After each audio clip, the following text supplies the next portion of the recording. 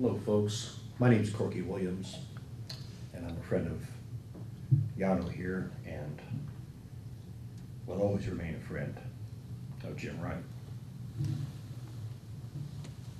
I didn't know this gentleman very long,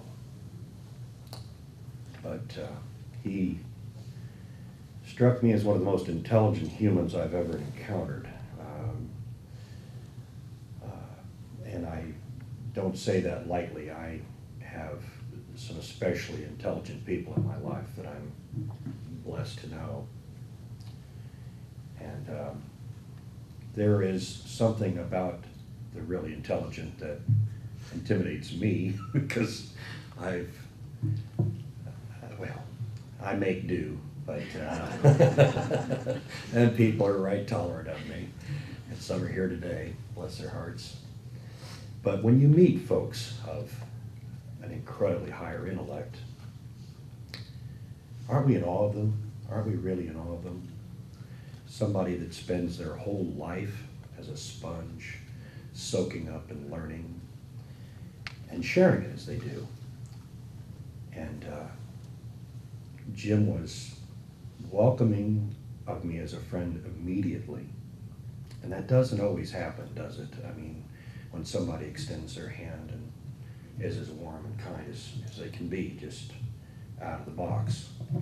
So many times as we meet somebody new, we're just like this, aren't we, as opposed to being like this. And today I walk in the room and I meet this lovely family, and they're like this. Come be near our hearts. Thank you for what you've brought to this world, Wright family. And thank you, Jim, for your friendship. I appreciate you. My pleasure. Thank you, folks.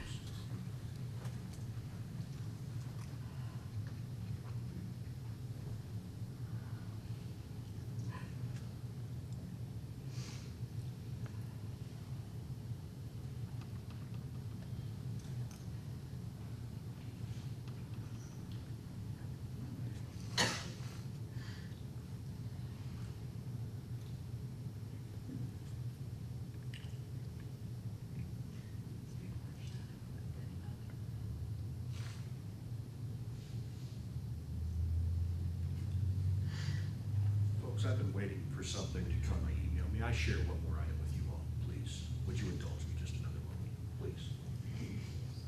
Hope this isn't too out of form. There's a musician that I'm certain Jim liked a lot. And one of the things he did when I met him, as fellow music fans often do, they ask who you like, and I shared who some of my favorite musicians were. And I think, I cannot imagine the amount of music that's in Jim's house. And we talked an awful lot about that. So these are some lyrics from a song that has really been speaking to me of late. And the musician is a gentleman named Warren Zevon. You all may not know who he is. He wrote a very silly ditty called Werewolves of London. It's kind of a kooky song, but anyway, this one's a little more serious, and he performed and wrote this on an album in the last days of his life, actually. And it's just really very touching. You can find this on YouTube, and perhaps it'll mean something to you also. I think it's appropriate today. This is called Keep Me in Your Heart for a While. Shadows are falling, and I'm running out of breath. Keep me in your heart for a while. If I leave you, it doesn't mean I love you any less. Keep me in your heart for a while.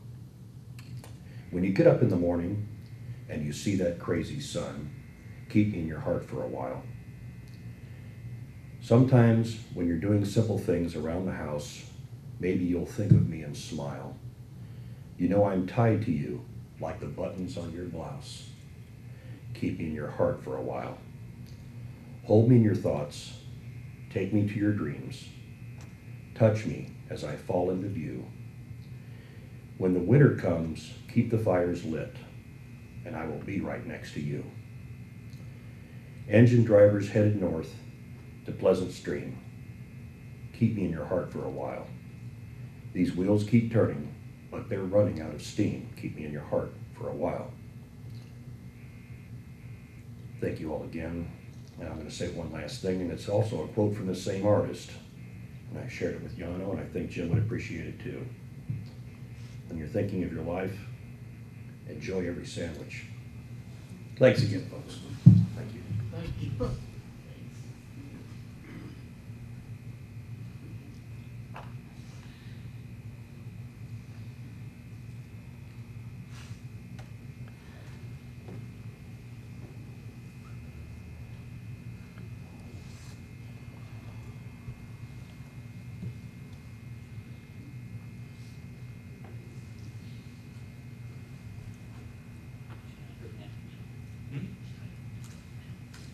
Well, I don't know, is there, I was thinking we would just sit here in silence, and if someone felt a spirit move, they'd get up, but, if anybody feels like they're afraid they're gonna break down up there, I mean, certainly it's understandable, and we're gonna be emotional through this, so I wouldn't let that stop anyone. But, kinda hate to bring it to a sudden close, but. Okay.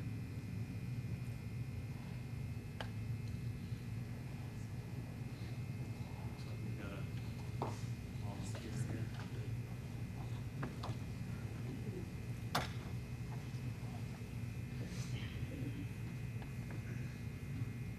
Try not to break down. Doesn't matter, we understand. My name's Vicki Katash, and I worked with Jim for about 4 to 5 years at Shawnee Mission Medical Center on nights. He was a wonderful nurse and a blessing to work with. And as a human being, he was just somebody wonderful to know. He came to work without judgment. He helped people who nobody else wanted to help. And he took the most difficult patients and made the progress with them like unbelievable. He will definitely be missed in our field. I learned a lot from him as a nurse, and I learned a lot from him as a human being. We spoke a lot about being from Minnesota. I grew up in Minnesota, so that was kind of a fun thing to talk about once in a while. He discussed his family with me quite a bit, brought in pictures of Colorado, talked about going out to eat lunch with his mother just recently, not too long ago. And he loved his music, of course. His compassion was in nursing, and he really lived that. He gave 110% when he came to work. And when we had trouble with our patients that were challenging, he came and he helped us out. He would help anybody out.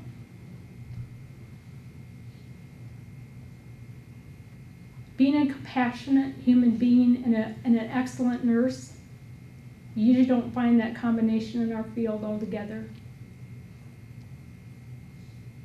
And I just want you guys to know that he will really be missed at our work.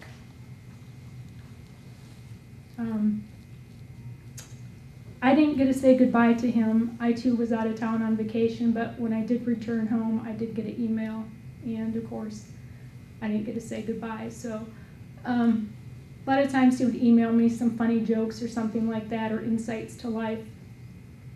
I used to call them Jimster's quirks on life. And they were very insightful, and a lot of times, if you were feeling down, he could sure make you feel a lot better. And because of him, I've learned actually quite a bit in nursing as far as taking care of the mentally ill. And like I said, he is really going to be missed.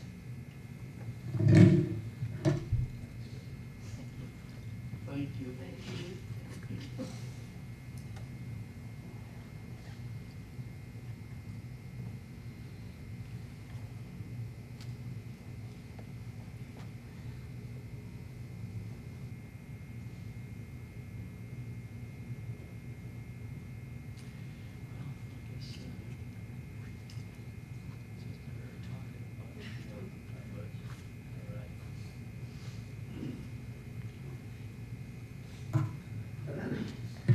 As Yano has already told you, I'm Jim Sr.'s brother, Uncle Jimmy.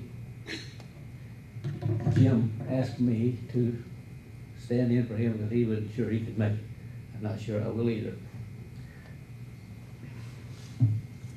Fortunately, he had a few words he wanted to convey to all of you, and fortunately for you and for me, it's only 5 short sentences.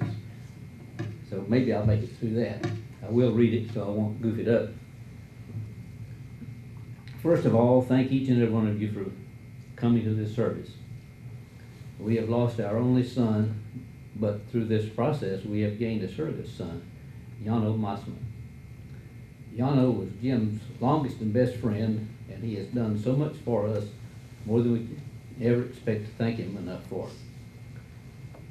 He is now and forever a member of our family. Thank you, Yano. That was Jim's thoughts. I will add to that. Thank you, Yano, for many hours of confidence in Jimmy. Now he's at God's hand and giving the ultimate comfort. Thank you all for coming.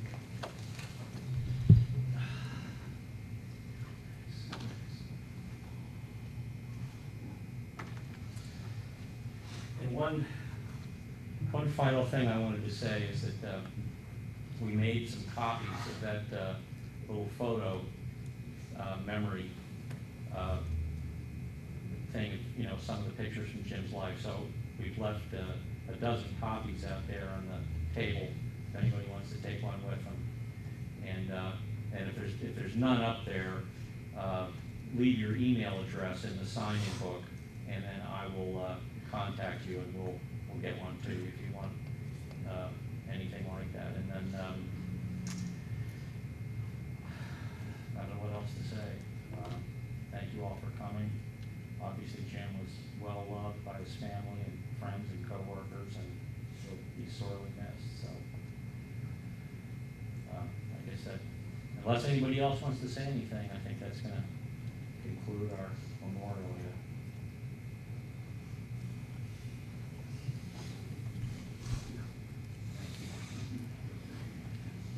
And the family will be around. We're going to stick around a little while afterwards if anybody wants to come up and visit some more.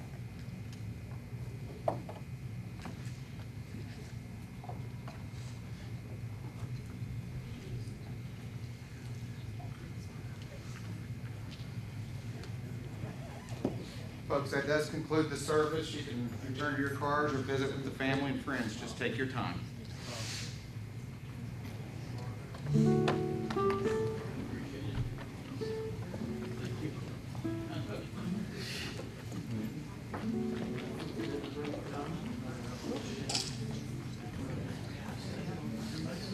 Yeah. Yep. Bob.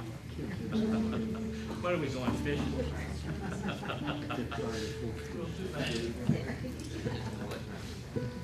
Here's Karen.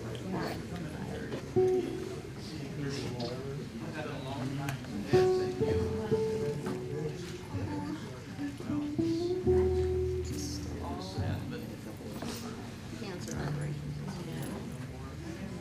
It only